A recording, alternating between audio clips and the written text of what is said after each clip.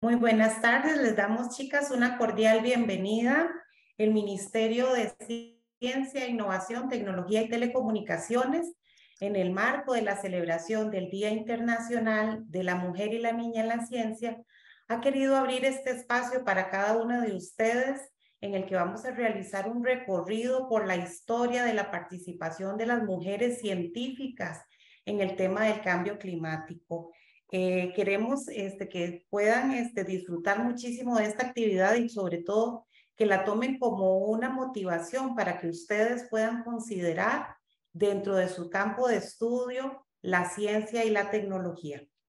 Queremos agradecer la participación de la señora viceministra de Ciencia, Tecnología e Innovación, la señora Yanixia Villalobos Vinas, que nos acompaña en esta tarde.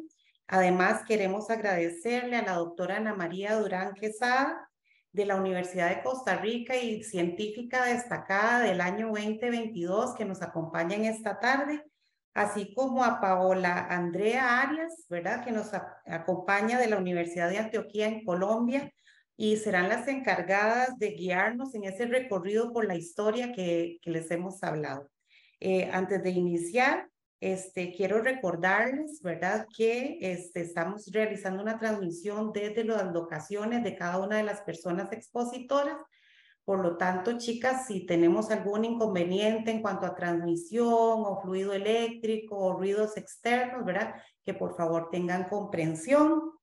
Recordarles, chicas, también que es importante, ¿verdad? Que mantengan sus micrófonos y sus cámaras apagados, ¿verdad?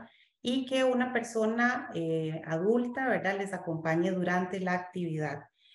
Para iniciar, quiero darle la palabra a la señora viceministra, doña Yanixia. Muchas gracias por acompañarnos y queda usted con las chicas. Gracias.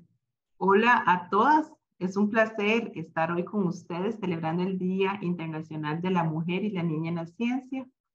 La ciencia es la base que construye el conocimiento, está en todas partes, desde los lapiceros que utilizamos hasta las computadoras y otros dispositivos que utilizamos día con día.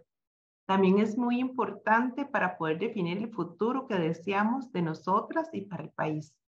En Costa Rica tenemos científicas extraordinarias que han trabajado muchísimo para aportar el desarrollo del país y del mundo, en todos sus diferentes campos de la ciencia, y es capaz de impactar nuestras vidas hoy, y ustedes tenemos el honor de compartir con una de ellas, la doctora Ana María Durán y Paola Arias.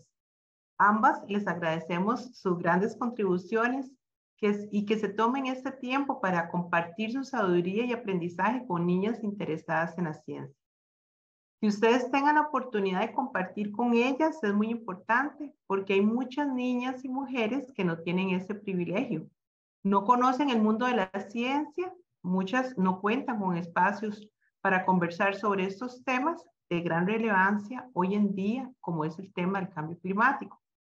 Las mujeres no tenemos las mismas oportunidades que los hombres. ¿Sabían ustedes que las mujeres suelen recibir becas de investigación más modestas que los hombres? También las investigadoras suelen tener carreras más cortas y peor pagadas. Su trabajo está poco representado en las revistas de alto nivel y a menudo no se les tiene en cuenta para crear sus trabajos a nivel más alto. ¿Saben ustedes cómo se llama esto? Pues es desigualdad. Y esto se debe a que nos enseñan que las mujeres no debemos desarrollar estas carreras.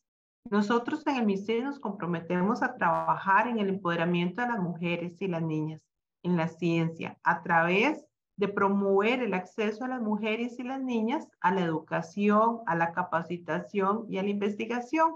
Y la tarde de hoy, este es un ejemplo de este trabajo que realizamos. ¿Creen que sea correcto? ¿Pueden las mujeres desarrollar grandes descubrimientos y desarrollar tecnología al igual que los hombres? Chicas, acerquémonos a explorar vocaciones en el campo de la ciencia. En ustedes y a través de la ciencia pueden encontrarse y desarrollarse las soluciones a muchos temas mundiales. Vivamos la ciencia, hagamos la ciencia y les deseo una buena tarde en compañía de mis compañeras, de las expositoras, para celebrar juntos y aprender en el Día de la Mujer y la Niña en la Ciencia. Muchas gracias. Muchas gracias, señora viceministra, por sus palabras. Para continuar, chicas, quiero decirles, ¿verdad?, que vamos a recibir a la doctora Ana María Durán y a Paola Arias, ¿verdad?, que van a hacernos el recorrido. Las invito, chicas, a que las consultas que tengan las tengamos guardaditas para el final, anótenlas por ahí, ¿verdad?, porque vamos a tener un espacio en el que ustedes van a poder participar y contarnos un poco y hacernos las consultas que les genere esta participación de la doctora Durán y de Paola. Quiero darle las gracias a Ana María por su tiempo, por su disposición siempre a motivar a las chicas y por acompañarnos esta tarde.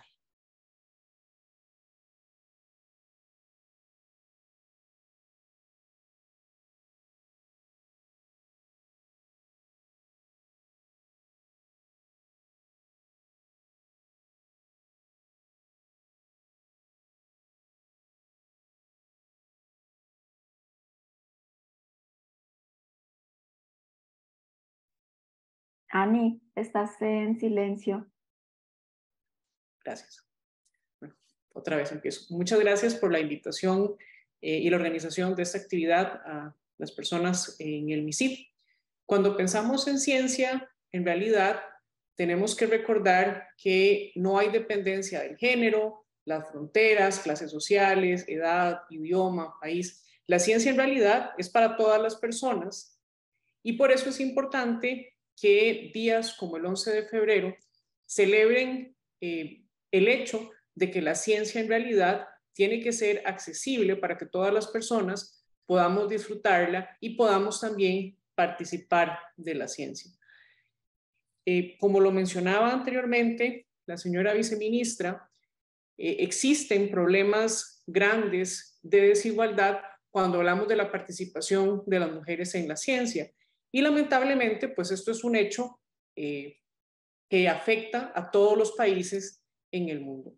Cuando nosotros hablamos de mujeres científicas importantes y queremos reconstruir la historia de estas mujeres y su participación en el desarrollo de la ciencia, nos vamos a encontrar con que hay muy poca información. Y entonces, si queremos tratar de hacer esta reconstrucción, más o menos en el 2700 a.C., hay algunos registros, aunque con poca claridad, de la participación científica de Merita en Egipto. Se mencionan sus aportes en medicina, sus aportes en física, pero en realidad hay muy poca información. Y entonces los países tenemos el compromiso de tratar de crear esa reconstrucción sobre cuáles han sido esas mujeres fundamentales en el desarrollo de la historia de la ciencia en nuestros países, no tanto de la ciencia como la tecnología. La participación de todas las personas, independientemente de su género, contribuyen a cambiar el mundo a través de la ciencia. Y yo quería hacer una observación en el caso, sobre más bien, un personaje muy importante en el desarrollo de la ciencia, que fue Hipatia de Alejandría. Hipatia, hija de Teón, un matemático, fue una filósofo, matemática y astrónoma que contribuyó con el desarrollo no solamente de la ciencia, sino también con la generación y el proceso de transferencia de conocimiento a través de la enseñanza. Y la historia inicial de la vida de Hipatia es muy importante para motivarnos sobre la relevancia que tienen las participaciones también de las familias, de nuestras familias, en los procesos de acercamiento al disfrute y la participación en la ciencia. Mencionaba anteriormente que el papá de Hipatia era matemático y a pesar de que en el periodo en el que vivieron, que fue más o menos el 360 después de Cristo, no era muy común que las mujeres tuvieran una participación en las jornadas y en los procesos de discusión de ciencia. Sin embargo, con el apoyo de su padre matemático, Hipatia no encontró esas restricciones en sus espacios. Muy por el contrario, su familia le apoyaba para que en ese momento se fuera a estudiar, a prepararse y posteriormente regresar a Alejandría a formar parte de los procesos de formación. Y entonces, para las personas que nos acompañan hoy, sí. Disculpa que te interrumpa, es que estamos teniendo problemas con la transmisión en vivo por redes sociales. Entonces, te voy a interrumpir un momentito a efecto de retomar la conexión y que las personas que nos siguen por redes sociales no se pierdan esta importante y tan bonita exposición que estás haciendo. Listo, entonces me espero, me avisa. Gracias. A ustedes también, chicas, que nos acompañan por acá vía Zoom, les agradecemos muchísimo la comprensión y tener un momentito de paciencia. Muchas gracias, Ana María. Podemos continuar. Muchas gracias. Entonces, como no sé dónde quedaron con la transmisión, vamos a devolvernos un poquito para hablar del personaje de Hipatia. Hipatia de Alejandría era hija de Teón, un matemático y astrónomo, que con el apoyo de su familia se dedicó toda su vida a la ciencia, tanto a la generación de conocimiento como también a la enseñanza. El nombre de Hipatia lo llevan muchos institutos y muchas iniciativas justamente porque su figura ha sido fundamental en el desarrollo de la participación de las mujeres de la ciencia y de alguna manera pues también se le conoce a Hipatia como un mártir de la ciencia. Decíamos que el apoyo que recibió Hipatia por parte de su familia fue muy importante para que a pesar de las características de la sociedad de su época, cerca del 360 por ahí después de Cristo, en realidad ella pudo insertarse en los procesos científicos tanto en Egipto como en Grecia de una manera bastante natural, es decir, sin las restricciones que muchas otras mujeres tenían en la época. Esto es importante mencionarlo porque eso quiere decir que cuando tenemos interés en una carrera científica, el apoyo que recibimos de nuestras familias, de las personas cercanas en nuestros hogares, se convierte en un motor fundamental para que podamos participar de los procesos en ciencia y tecnología. Esto es muy importante nuevamente y resaltarlo lo suficiente porque es justamente en los espacios de edades tempranas, nuestros hogares, en las escuelas y en los colegios, donde el fortalecimiento de las vocaciones en ciencia y tecnología son muy importantes para que las personas puedan seguir adelante con sus carreras en ciencia. Y esto quiere decir entonces que tenemos una responsabilidad muy grande en las casas de enseñanza y también en el caso de los padres y madres de familia, de acompañar y motivar a las mujeres y a las niñas para que formen parte de la ciencia sin ningún tipo de restricción. Tenemos una cantidad muy importante y nos cansaríamos el día aquí de hacer una lista de todas las mujeres que han contribuido con el desarrollo de la ciencia y la tecnología y que han cambiado la vida de muchas personas. Una figura que es quizá también más familiar cuando hablamos de ciencia es la figura de Marie Curie. Y muchas veces recordamos o nos presentan a Marie Curie como una mujer excepcional, ganadora de un premio Nobel en física, un premio Nobel de química, en una época en la que también la participación de la mujer en la ciencia era ciertamente restringida. Marie Curie demostró con todos sus avances en investigación y las contribuciones que hizo al conocimiento, que la ciencia no tiene género y algo más importante es que la ciencia que desarrollan las mujeres es una ciencia que también es excelente. Esto es muy importante porque cuando hacemos un recorrido, y voy a poner de ejemplo nada más el caso de la física, podemos encontrar muchas mujeres que al igual que Marie Curie han desarrollado una serie de aportes y contribuciones importantísimos en todas las áreas de conocimiento. En el caso de física, por ejemplo, si bien recordamos y resaltamos siempre la figura de Marie Curie, tenemos otras mujeres que con sus contribuciones han sido galardonadas con reconocimientos tan importantes como el Premio Nobel de Física, como ha sido el caso de Maria Goldberg, Donna Strickland y más recientemente Andrea Hess.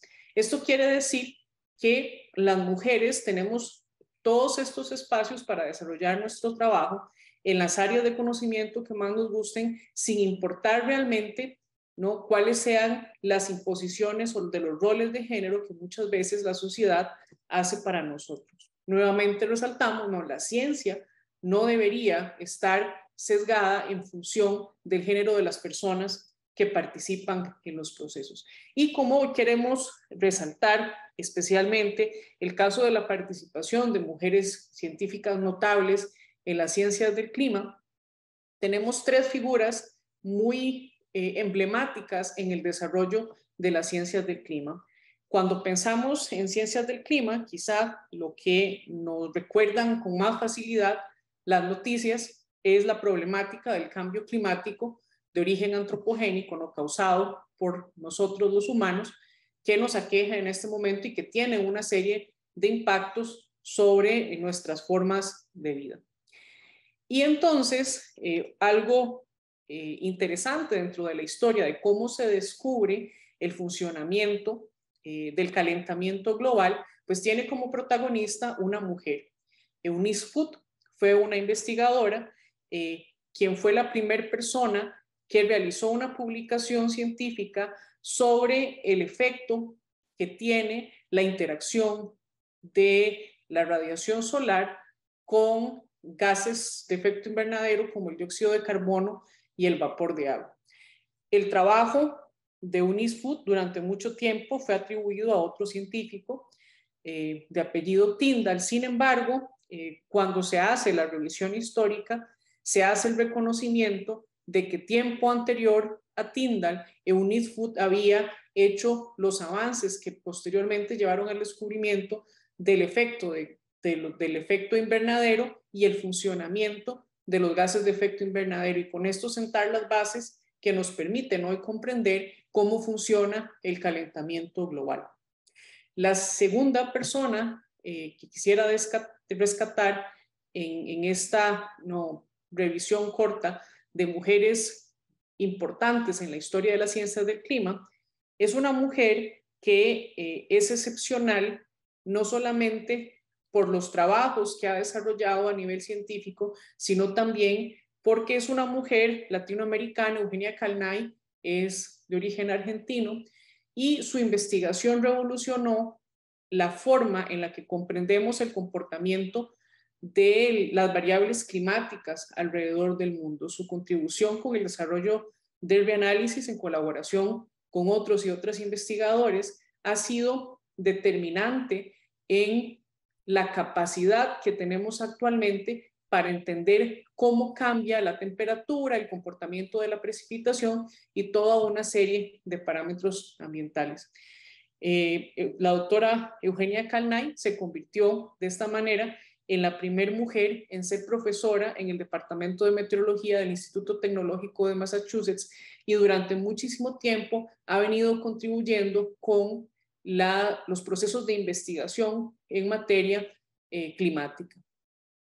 Finalmente, y para empezar una discusión más abierta, quería presentar el caso de la doctora Susan Solomon, cuyo trabajo fue fundamental no solamente para descubrir lo que estaba pasando con la problemática del agujero de la capa de ozono, sino también para sentar las bases para iniciar el proceso de recuperación de ozono.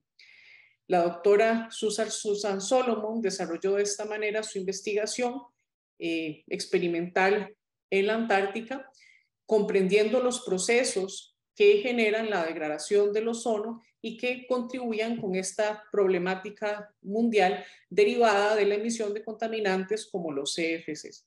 Entonces vean que cuando queremos analizar o pensar en estas consideraciones importantes que han marcado hitos clave en el desarrollo de la historia de la ciencia del clima, vemos que a lo largo de estos procesos hemos tenido mujeres científicas protagonistas formando parte de estos descubrimientos. Y esto es muy importante para nosotros porque nos deja muy claro que siempre las mujeres hemos tenido un lugar en los procesos de investigación que se han asociado con los fenómenos y los descubrimientos más importantes en la historia de la ciencia.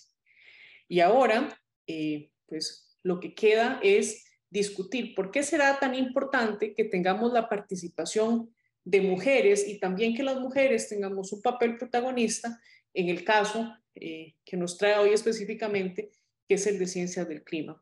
Y de esta manera le quiero dar la palabra y presentar a la doctora Paola Arias de la Universidad de Antioquia, quien además de ser una excelente científica y una persona muy comprometida con la participación de las mujeres en la ciencia, forma parte del proceso de revisión del panel intergubernamental de cambio climático. Y esto es muy importante porque estamos hablando entonces de participación protagonista de mujeres dentro de los procesos de investigación climática de más alto nivel, que incluyen también una participación no solamente de mujeres, sino que de mujeres latinoamericanas, y algo que es muy motivador, mujeres también jóvenes en los procesos de investigación. Bienvenida, Paola. Hola, Ani, muchas gracias. Un saludo a todas las personas que están conectadas en este momento, a todas las niñas, las estudiantes que tienen deseos de iniciar caminos en la ciencia, que tienen curiosidades sobre esto.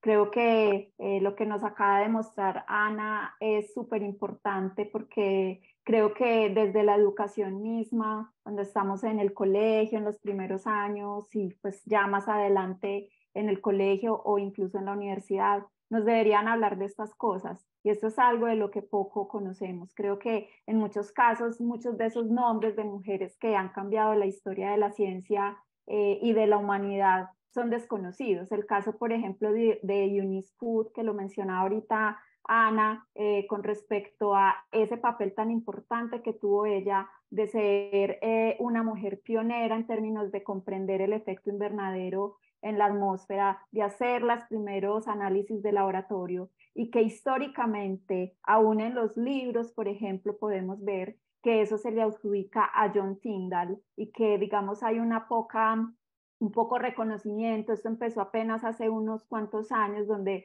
se empezó, digamos, como a poner esto en conocimiento, a darle ese lugar histórico que ella tuvo. Me parece que es fundamental, y eso es algo que, por ejemplo, no nos enseñan y deberíamos conocer desde pequeñas. Y lo mismo, claramente, el pensar la mujer latinoamericana en la ciencia, y eso es algo de lo que todavía menos conocemos, porque digamos que muchos de nuestros referentes son Marie Curie, ¿cierto? Y son otras mujeres que son de otros lugares que no son los nuestros. Claramente aquí hay un asunto pues también de cómo ha sido el avance científico en las distintas regiones, pero en nuestros países también tenemos nuestras científicas, nuestras pioneras en diferentes temas del conocimiento, y yo creo que es muy importante como dar ese reconocimiento. Entonces, de nuevo, muchas gracias, y creo pues que la conversación va a estar muy interesante. Paola, cuando pensamos en investigación de clima y pensamos siempre en los grandes nombres, aunque tenemos referentes como Marie Curie, tenemos el sesgo de pensar en los grandes hombres de la ciencia. Y como lo decías vos ahora, es porque es lo que nos enseñan los libros muchas veces. Y entonces, aquí la pregunta es, ¿cuántas mujeres se han podido documentar, no los procesos de cuántas mujeres científicas, pero más aún, cuántas mujeres su historia es desconocida? No conocemos el paso. En este momento preguntamos, ¿quién habrá sido la primera científica en Costa Rica, la primera científica en Colombia? Y la verdad es que no tenemos una idea clara de cómo contestar eso. Y entonces la conmemoración del Día de la Mujer y la Niña en la Ciencia no es solamente importante porque busca reivindicar y dar estos espacios de la participación en los procesos de ciencia y tecnología, sino porque también tienen como objetivo motivar a indagar qué es lo que ha pasado en la historia con todas aquellas mujeres brillantes que han tenido un papel súper importante, cuyos trabajos son desconocidos y muchas veces, aunque se conozcan, no son reconocidos de igual manera que son reconocidos los trabajos de otros investigadores. Y por eso es que la idea de conversar hoy con Paola era justamente sobre el funcionamiento de los procesos desde el punto de vista de ciencias del clima en la elaboración del reporte de la base física del cambio climático, del reporte del IPCC. Y entonces, para las chicas que nos acompañan y también a las personas que acompañan, a las niñas que están hoy en esta sesión, contarnos tal vez un poco cómo es la historia de la participación de las mujeres y tu participación como protagonista en el proceso en el panel. Entonces, creo que es importante conocer qué es ese panel, porque con seguridad muchas personas no conocen sobre ese panel. Resulta que por allá, como en los años 80, muchas de ustedes no habían nacido, algunas otras estábamos ya por acá, ya se empezaban a tener vestigios de que el clima del planeta había cambiado, particularmente eso que conocemos como calentamiento global, era algo que ya se empezaba a percibir. Entonces, desde las Naciones Unidas se buscó plantear un panel de expertas, de expertos sobre estos temas que aclararan si eso que estaba pasando era debido a algo natural, o sea, que el planeta se estuviera calentando porque eso es algo natural, o porque la actividad humana, pues propiamente la quema de combustibles fósiles tenía algo que ver. Y así en el año 1988 se conformó ese panel. Entonces ese panel lo que hace es que cada 7 años más o menos hace un reporte de toda la evidencia científica, de todos los trabajos que mujeres y hombres y personas no binarias han publicado sobre estos temas, y hace un análisis de la evidencia que nos ayuda a comprender pues qué está pasando con el clima, por qué está cambiando, qué puede pasar a futuro, etc. Entonces ese es un grupo de expertas y de expertos que se conforma desde lo que los distintos países, digamos, pueden nombrar, postular a autoras y autores que son científicas y científicos de cada país para que se forme este panel. Entonces resulta que el primer reporte del IPCC, así se lee, esas son las letras con las que se conoce ese panel, se publicó en el año 1990 y en ese reporte hubo menos de un 10% de mujeres participando. Luego, cuando vamos al segundo reporte, que fue en 1995 que salió el segundo reporte, pues la participación de mujeres fue aumentando un poco. Hasta el momento ya se han publicado 6 reportes, el otro siguió en 2000, luego en 2007, luego en 2013 y el más reciente entre 2021 y 2022. Este año ya se termina la publicación de ese reporte, pues a la fecha tenemos aproximadamente un 33%, una tercera parte de mujeres autoras científicas dentro de este panel.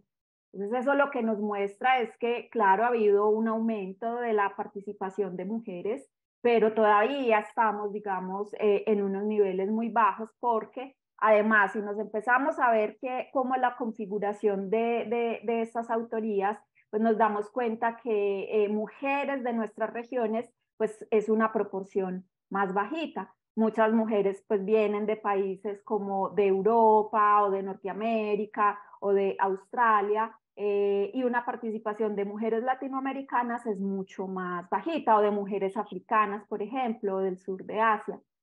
Entonces ha habido un aumento, ha habido, digamos, mejores condiciones, cada vez más oportunidades, pero sin duda esto todavía sigue siendo algo que en lo que la brecha de inequidad de acceso a la educación, la brecha de inequidad, no solamente de estudiar, porque yo no creo que se resuelva solo con que las mujeres podamos estudiar y tengamos oportunidades de estudiar cosas como física, química, biología, cosas como ciencias humanas, como ciencias sociales, todas las áreas de conocimiento, sino que además tengamos oportunidades de crecer en ese proceso, porque no es solo yo me gradúo como enfermera o me gradúo como médica o me gradúo como física o como ingeniera y ahí acabó, sino las posibilidades de tener buen acceso a trabajo, de tener buenas oportunidades, y una de esas es acceso a la ciencia, y ahí todavía siguen existiendo muchas barreras, y creo que la conformación del IPCC todavía nos muestra o es un claro ejemplo de esas barreras que existen. Cuando pensamos en cómo es la participación de las científicas, y no nos referimos solamente a la parte de ciencias de clima, vamos a cualquiera de las demás áreas, de los montones de áreas de investigación y de conocimiento que tenemos en las ciencias, nos empezamos a dar cuenta que desde hace ya algunas décadas se empieza a insistir un poco más en la importancia de tener más mujeres, ¿no? De mejorar ese número. Mencionabas ahora, Paola, que el tema del número es complicado porque invitar a las mujeres a participar de ciencia no necesariamente garantiza que las mujeres permanezcan en la ciencia. Y entonces es ahí donde tenemos una limitación, ¿no? Vamos a invitarlas a todas ustedes a considerar una vocación científica, pero también tenemos responsabilidad desde las instituciones de garantizar que cuando ustedes inicien su carrera científica, el espacio en el que van a desarrollar su trabajo, su investigación, sea un espacio en el que ustedes quieran estar, ¿cierto? Porque al final, el principal reto que tenemos de la participación de mujeres en la ciencia es la permanencia a lo largo de todos los procesos de la carrera científica. Y entonces es ahí nuevamente cuando se hace un llamado a que las diferentes instituciones, las autoridades de cada uno de los países tengan compromisos reales con garantizar los procesos de equidad, ¿no? en la participación en ciencia y tecnología. Eso significa ambientes laborales adecuados, significa equidad en las condiciones salariales, también significa garantizar espacios libres de acoso y hostigamiento, y también significa garantizar que podemos desarrollar nuestro trabajo independientemente de cuál sea nuestro género. Y es por eso entonces que existen toda una serie de políticas, tanto a nivel internacional como a nivel de cada uno de los países, para tratar de ser garantes de que los procesos de equidad se cumplen, de manera que cuando se extiende esta invitación para que tengamos más chicas participando de los procesos de ciencia y tecnología, la participación sea una participación igualitaria y que ofrezca la misma cantidad de oportunidades, tanto para todas las personas que participan en el proceso independientemente de su género.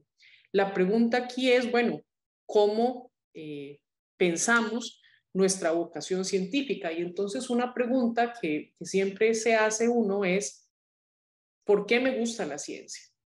Y cada uno de nosotros, cada una de nosotras tendrá un montón de razones diferentes. A algunas personas les gusta la naturaleza, algunas personas tienen curiosidad por los instrumentos, algunas personas tendrán curiosidad, no ver las estrellas, nos gusta ver el mar, nos gusta ver cuando llueve, y entonces vean que la vocación científica de cada una de las personas no solamente es diferente, sino que también puede cambiar en el tiempo. Eso quiere decir que lo que a mí me gustaba de la ciencia hace 20 años, pues no va a ser necesariamente lo mismo que me gusta hoy. Y eso es una cosa muy interesante, o una característica más bien muy interesante que tiene la ciencia, y es que es muy dinámica, es muy cambiante, evoluciona muy rápido, la tecnología cambia también muy rápido, y entonces la cantidad de oportunidades distintas que tenemos tiende a ser muy grande. Y entonces, tal vez para ir promoviendo una discusión también con las personas que nos acompañan, la idea es entonces plantearnos, bueno, ¿qué es lo que nos gusta de la ciencia? A mí de la ciencia me encanta ver llover, ¿no? Y yo empecé a hacer ciencia porque me gusta estudiar el comportamiento de la lluvia y lo que eso implica. ¿Y a ustedes qué les gusta de la ciencia? ¿Qué te gusta de la ciencia a vos, Paola? A mí me gusta como la capacidad de reinvención. O sea, como que vos arrancás con una pregunta y querés explicar algo y empezás en tus ideas a tratar de demostrar eso que tenés, esa idea que tenés, y de repente te das cuenta que por el camino que elegiste no es. Y entonces tenés que empezar a pensar y como de alguna manera tolerar la frustración de no encontré lo que esperaba encontrar digamos, de una al inicio. Entonces esa reinvención que te pide la ciencia te pide tener mucha tolerancia a la frustración y mucha capacidad de reinvención, creatividad, ser recursiva. Eso es algo que me gusta, o sea, como que tengas entonces que ponerte a prueba, que tengas entonces que buscar otras ideas. de la ciencia también, de lo que hago, parte de lo que yo creo que me ha ayudado a crecer más ha sido escuchar a otras personas que tienen unos conocimientos distintos y complementarios a los míos, porque eso me ha ayudado a expandir mi mirada, a entender además las falencias muchas veces de mis propias visiones, a cuestionarme también lo que aprendí, cómo lo aprendí, a desaprender algunas cosas, eso es súper difícil, tratar de aprender otras nuevas. Eso es parte de lo que a mí me gusta de la ciencia y yo creo que eso aplica en muchas áreas de conocimiento, no solamente como para las que yo pues propiamente trabajo. Algo interesante cuando pensamos qué es lo que me gusta de la ciencia es la percepción. ¿Cómo vemos a las personas que hacen ciencia? Dijiste algo muy importante y es la capacidad de reinvención. Eso quiere decir que lo que hoy es válido, mañana puede ser refutado. Y empezamos con una teoría nueva, ¿no? Hay una reinvención constante y un cambio muy constante, ¿no? La ciencia es muy dinámica. Y eso quiere decir entonces que el descubrimiento va a estar siempre lleno de sorpresas, cosas muy interesantes. Y cuando mencionaste lo de la frustración, quiero hacer aquí un comentario, porque tenemos esta percepción de que la persona que hace ciencias no se asocia con una persona, siempre tiene muy buenas notas, le va muy bien en clase y entonces es lo que no diríamos tradicionalmente, es una persona muy inteligente. Y ahí estamos cometiendo un error en el juicio de valor que hacemos, porque recordemos que la ciencia es para todas las personas, independientemente de su habilidad, no, matemática, por ejemplo. No todas las personas tenemos las mismas herramientas, no todas las personas tuvimos el mismo nivel de clases y entonces si nosotros partimos de que solamente aquellas personas con más herramientas en áreas como la matemática son más, digamos, adecuadas para hacer ciencia, nos estamos perdiendo de la participación de muchísimas personas que tienen una enorme capacidad de generar también conocimiento y por eso es que necesitamos volver a este tema de la igualdad de las oportunidades. De repente, hay muchas razones por las que a veces no nos puede ir bien en alguna materia, muchas veces tiene que ver con el sistema del proceso educativo, ¿no? En estos momentos estamos experimentando, por lo menos en el caso de Costa Rica, lo que llamamos el apagón de educación, donde pues junto con la pandemia y otra serie de circunstancias que tenemos, las personas que están ahora en el proceso educativo, ¿no? Los chicos y las chicas, empiezan a tener una serie de vacíos importantes, incluyendo el de la matemática. Y entonces partir de esa premisa es muy peligroso porque estaríamos excluyendo a gente súper valiosa que tiene montones de cosas para aportar en los procesos de ciencia. Y entonces, cuando valoramos nuestra vocación y cuando estamos en ese proceso ya un poco más grandes en el colegio de decidir qué es lo que nos gustaría estudiar, es importante que no veamos esa percepción de la eficacia matemática como una limitación para poder acceder de una manera completa a los procesos de investigación científica. Eso es muy importante porque si nosotros ponemos estas limitaciones vamos a estar contribuyendo a generar más desigualdad de la que ya tenemos. En ese sentido yo quería complementar algo.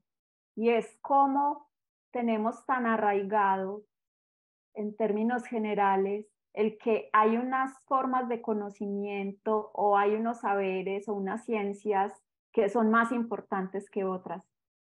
Particularmente, por ejemplo, cuando hablamos de matemáticas, ser buena para matemáticas es como un superasunto, ¿cierto? Es como que la matemática, la física, todo esto que al final va, digamos, conformando esas áreas del conocimiento, la ingeniería, etcétera, se consideran como unos saberes que son más importantes que otros. Si, por ejemplo, pensamos sobre todo en nuestros países, áreas como las humanidades, como las ciencias sociales, ¿cierto? Eso incluso recuerdo mucho de mis amigas cuando estaba yo en el colegio, como que no, pero es que me gustaría estudiar antropología, pero es que eso no me va a dar trabajo. Entonces siempre como esos juicios de valor sobre ciertas disciplinas. O el hecho de que fueras buena para matemáticas, entonces implicaba que inmediatamente debería ser ingeniera. Algo así me pasó a mí. Yo, digamos, siempre tuve gusto por casi todas las áreas. O sea, siempre me encantó. De hecho, era como que me gustaba todo. No tenía habilidades, creo que no tengo muchas habilidades artísticas que me hubiera encantado, no las he desarrollado, pero me gustaba biología, me gustaba sociales, me gustaba historia, me gustaba además matemática, física, como una confusión, pero fue ganando ese lado duro, llamemos así, además provengo de una familia donde mi mamá, mi papá, tías, tíos son de ingeniería, entonces eso ganó, ese precepto ganó de que esa es una disciplina, de que esa es un área que es muy importante y entonces ganó un poco eso. ¿Qué pasó? Pues yo estudié ingeniería civil, soy ingeniera civil, yo terminé estudios en ingeniería civil, pero debo decir que yo no disfruté estudiar ingeniería civil, yo disfruté los primeros 5 semestres, que eran las ciencias básicas, pero no disfruté después. En el camino me fui encontrando con cosas que me fueron llevando al punto en el que estoy. Entonces, en parte, también eso me permitió, y pues al ya estudiar por fuera y ya trabajar también con personas de áreas de las ciencias sociales, de las humanidades, de otras disciplinas, ampliar esa visión y como de alguna manera reinventarme, ¿cierto? Yo creo que ha sido también parte de eso, que al final también en la manera en la que busco hacer ciencia lo tengo. Y es porque está ese debate siempre y algo que digamos, trato siempre conscientemente de traer, es el por qué hay unos conocimientos que se consideran hegemónicamente más valiosos que otros. Y por qué, por ejemplo, también en ese sentido hay unas disciplinas que se consideran masculinas y otras disciplinas que se consideran femeninas. Con seguridad eso está en muchos de nuestros imaginarios, ¿cierto? Enfermería son las mujeres, hombre estudiando enfermería, como un hombre va a estudiar enfermería. Pero ingeniería mecánica, eso lo estudian son los hombres, ese es un programa de hombres, no es un programa de mujeres. Existen esos preconceptos que están muy marcados y si tú vas a una facultad de ingeniería, yo soy profesora en una facultad de ingeniería y vas a determinados programas, te das cuenta que son fundamentalmente hombres quienes estudian, pero además hombres quienes enseñan, ¿cierto? Entonces ahí viene un asunto que es muy complejo y que es precisamente parte de lo que tenemos que ir deconstruyendo e ir transformando, y es el que ninguna área de conocimiento es de un género u otro, ¿cierto?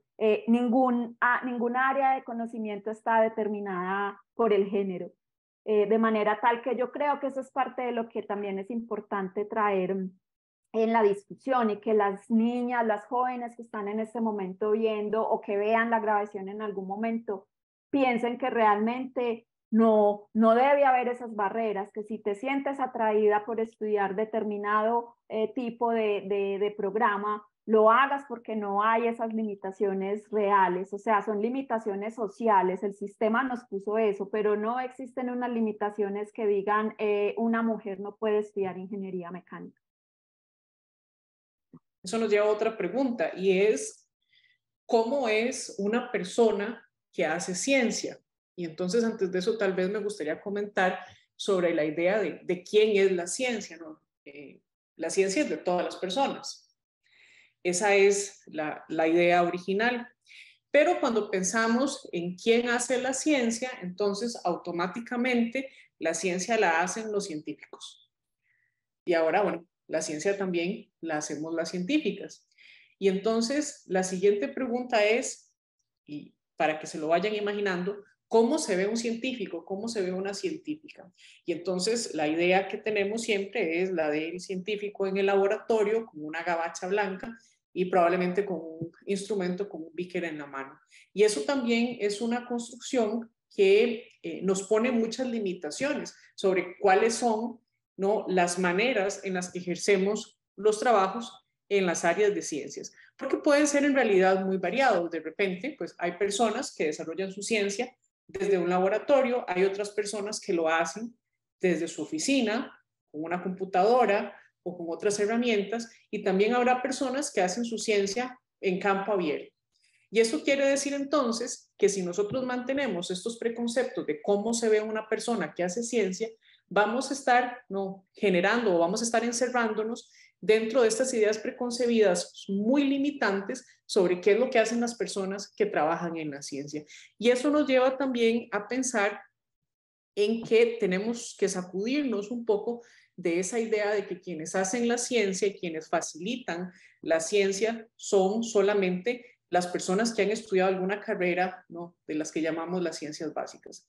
Porque en realidad, si yo pienso en la manera en la que yo desarrollo mi trabajo en ciencia desde la Universidad de Costa Rica, hay un montón de personas que no necesariamente vienen del área de las ciencias básicas que cumplen un papel súper importante en los procesos de desarrollo de investigación científica que hacemos.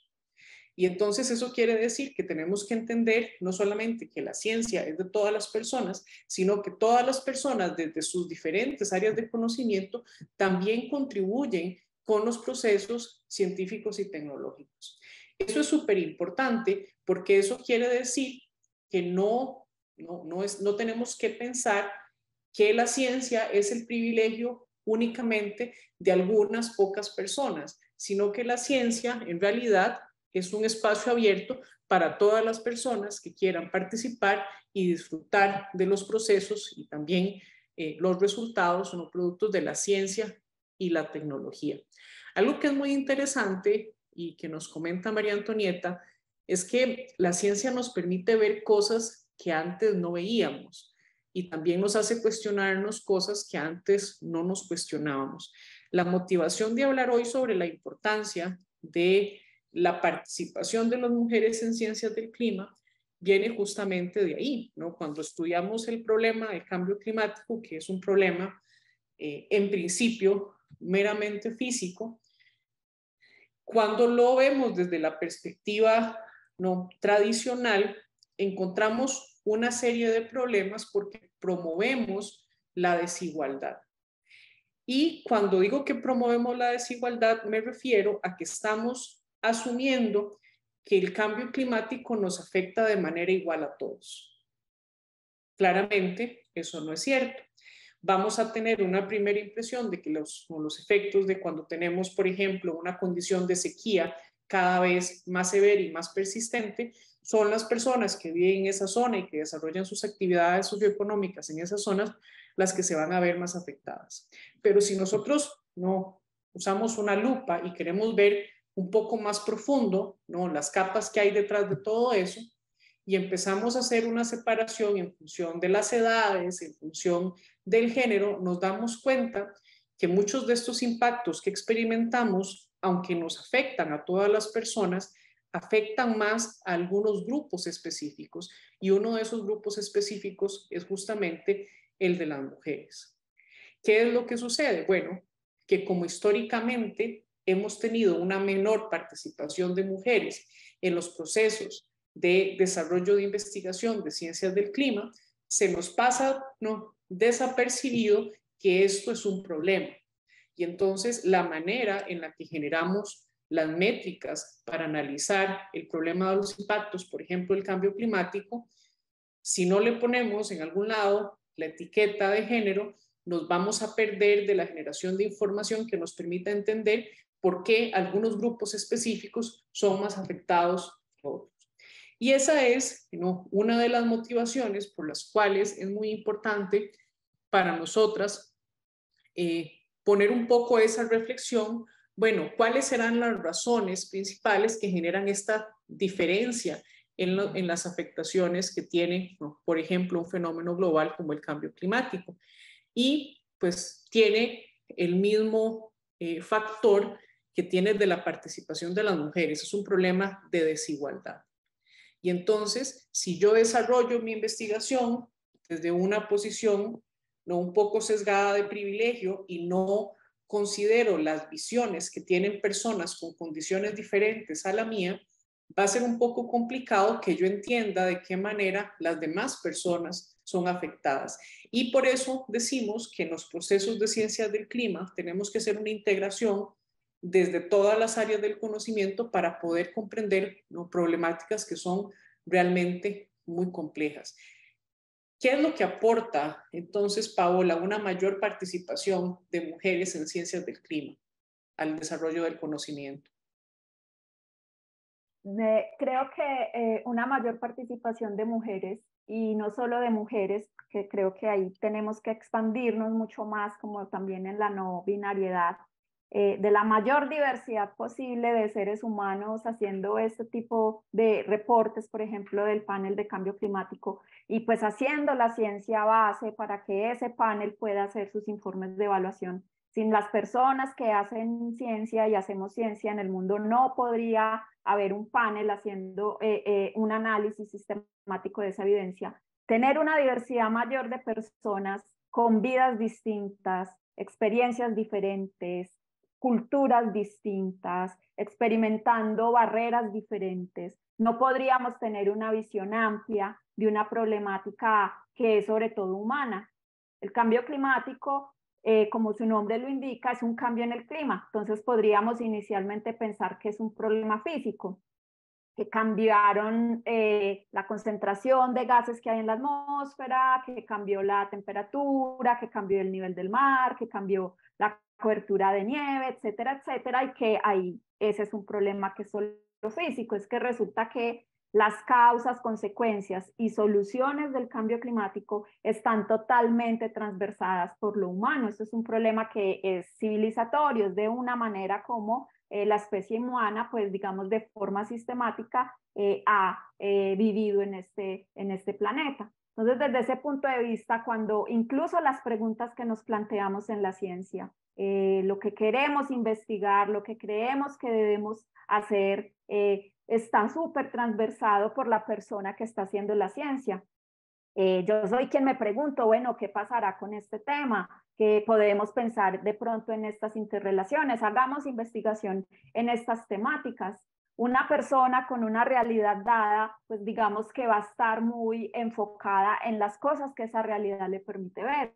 Pero otra persona con una realidad muy distinta se va a plantear otras cosas distintas y todas son igualmente importantes. Entonces, por eso, en la medida en la que tengamos diversidad de todos los aspectos que podamos tener, no solamente en términos de hombre o mujer, sino también en términos, por ejemplo, de diversidades sexuales. No es lo mismo una mujer cisgénero, ¿cierto? Que se siente identificada con su género femenino asignado al nacer y que además es heterosexual, por ejemplo. Esa forma de esa persona vivir las experiencias, las oportunidades no son las mismas que una mujer transgénero, por ejemplo, y que sea, por ejemplo, bisexual, ¿cierto? O sea, ahí empezamos a ver un montón de cosas.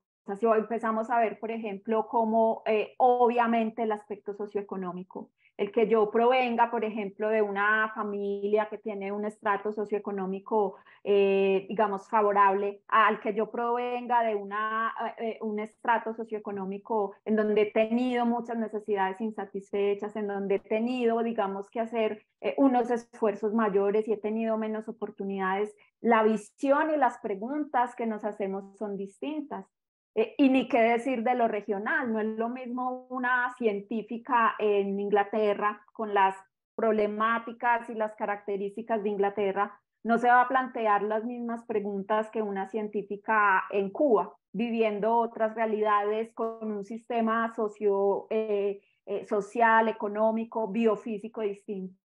Entonces, en la medida en la que tengamos esas distintas miradas de todas las personas, la mayor diversidad posible, vamos a poder también tener una ciencia más robusta y una ciencia que además pues está para resolver problemáticas. En este caso estamos hablando del cambio climático. De las ciencias del cambio climático no es solo entender el problema, por qué está este problema, sino ayudar en la búsqueda de soluciones. Y esa búsqueda de soluciones sí que requiere una visión totalmente de pluralidad epistémica, y no solo como esas epistemias que son, digamos, formales, llamemos así, o que están reconocidas en las universidades, que son los programas de universidades que tenemos, sino además otras formas de conocimiento, ¿cierto? Conocimientos ancestrales, conocimientos indígenas, eso cada vez se va reconociendo más, pero necesita ser todavía más reconocido y sobre todo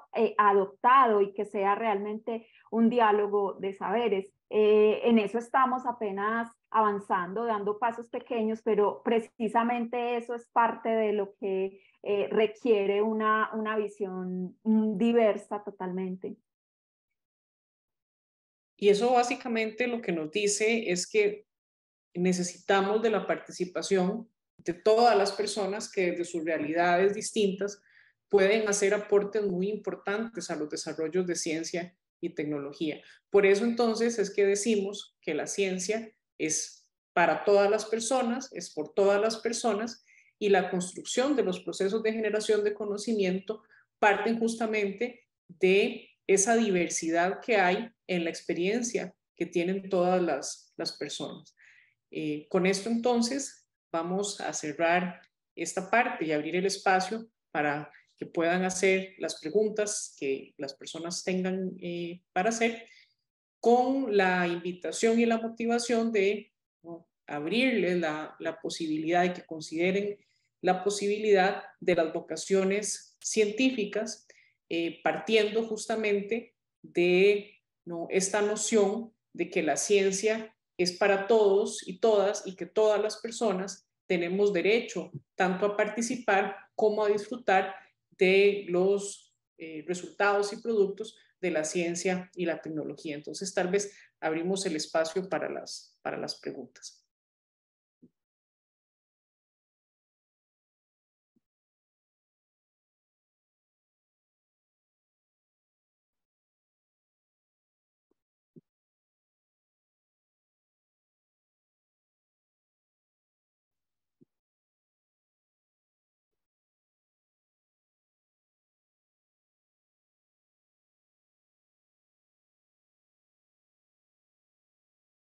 Parece que están muy tímidas. Sí. Estamos en confianza.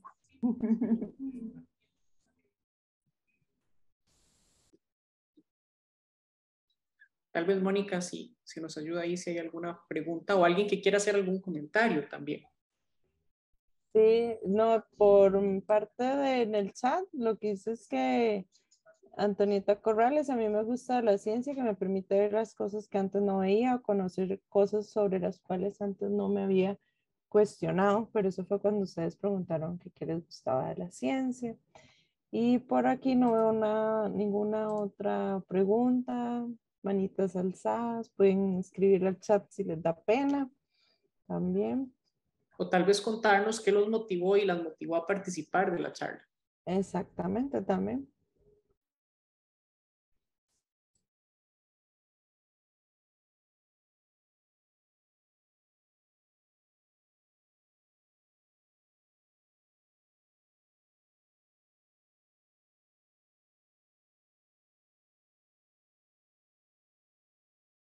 Bueno, de O pronto contarnos qué les gusta de la ciencia. Para romper el hielo, pues de pronto si se animan, lo que dice aquí María Antonieta en el chat, que a ella le gusta que la ciencia le permite ver cosas que antes no veía, o darse cuenta o conocer cosas que antes no se había cuestionado. En este momento, desde hace ya un par de años en Argentina propiamente, el sector agrícola, digamos, de Argentina, está experimentando una sequía. A finales del año pasado y principios de este ocurrieron sequías seguidas, que pues claramente sequía más olas de calor, discúlpenme, lo que ocurrió al inicio y al final del año fueron olas de calor, pues los impactos son todavía más fuertes.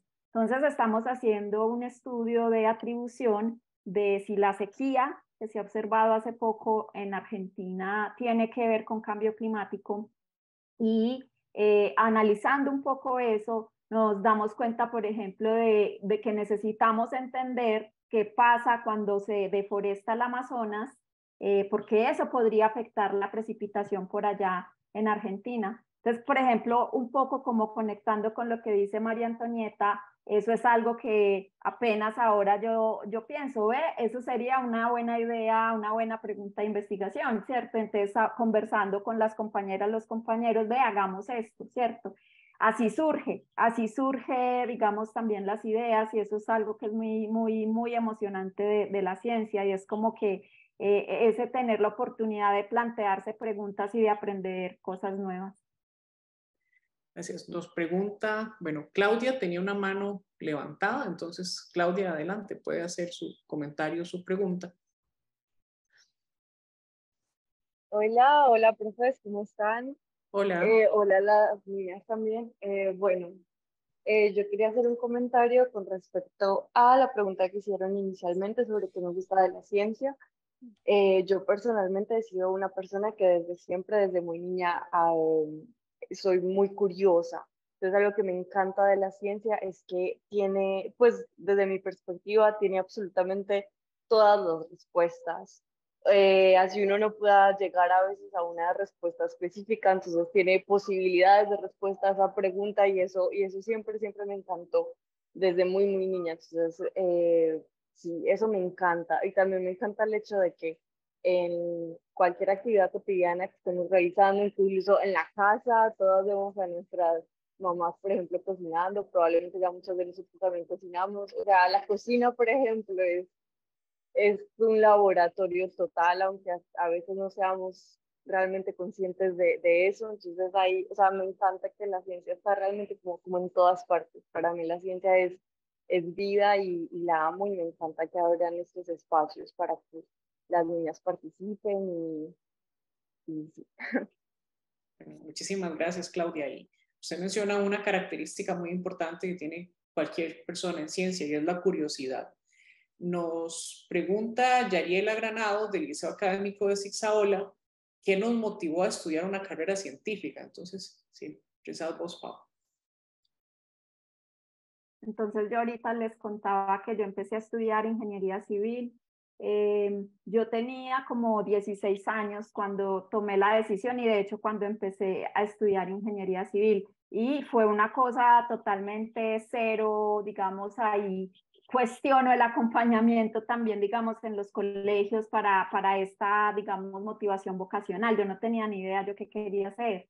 O sea, tenía 15, 16 años, y un tío pasó y dijo, ve, ingeniería civil en la Universidad Nacional es un buen programa. Y yo marqué ingeniería civil, y eso marcó mi camino, estudié ingeniería civil. Pero en el camino, como les decía, me empecé a dar cuenta de otras cosas. A mí no me gustaron, digamos, los temas de ingeniería civil. Me parecía muy rígida, me parecía aburrida para mí, las cosas, digamos, que a mí me llamaban la atención. Pero cuando empecé a ver temas relacionados que con la atmósfera, que cómo eran las nubes, el agua, eso ya me empezó como a sonar mucho más. Entonces yo creo que fue, digamos, siempre tuve ese gusto como por aprender cosas nuevas, pero particularmente nunca me gustó como las cosas que son por ejemplo, de instrumentación, de laboratorio, por ejemplo. Yo no soy una científica de laboratorio. Yo trabajo con computadores, yo trabajo con modelos. Eso es, digamos, a veces cuando es el día de la niña en la ciencia, entonces es la niña con batica blanca mirando por el microscopio, y yo digo, pero esa no me representa, por ejemplo, a mí, ¿cierto? No soy ese tipo de científica. Soy una científica que tampoco está en campo, mi trabajo tampoco me lleva al campo, por ejemplo, como Ani, que Ani sí tiene que estar en campo, parte de su trabajo está ahí. Yo, por ejemplo, nunca desarrollé eso. Me motivó el entender de pronto cómo en nuestro sistema físico, en este caso el clima, eso me motivó mucho, como observar, por ejemplo, cómo se movían las nubes, y preguntarme, pero ¿por qué esta nube está tan oscura y esta nube en cambio es tan brillante? Cosas como esas fueron las que me fueron motivando. Dijiste algo súper importante, que es la orientación en secundaria. Cuando uno tiene que tomar la decisión de qué va a estudiar en la universidad, si va a ir a la universidad, es muy joven. y a veces uno no sabe tampoco qué le gusta. Es bueno saber por lo menos qué no le gusta a uno, pero ahí el proceso de acompañamiento que se hace desde los colegios es súper importante, porque muchas veces cuando entramos a una carrera no tenemos muy claro qué es exactamente, en qué consiste exactamente esa carrera. Y por eso estos espacios son interesantes. Vos comentabas que estudiaste primero ingeniería civil, pero después te gustaron otras cosas. Y eso es importante porque la elección de la carrera, si bien es cierto, va a marcar algunas cosas, no determina totalmente el resto de la vida de una persona. Eso quiere decir, ¿no?, que uno puede también, pues, reorientar su vocación en función de lo que encuentra en la carrera. En mi caso, yo creo que tal vez fue muy sin gracia. Yo dije, bueno, me gusta matemática, me gusta la física, entonces voy a estudiar física. Ese fue, digamos, mi proceso de razonamiento. Soy una persona muy curiosa y las ciencias siempre me encantaron, pero cuando escogí estudiar física, tal vez en ese momento mi interés era la astronomía.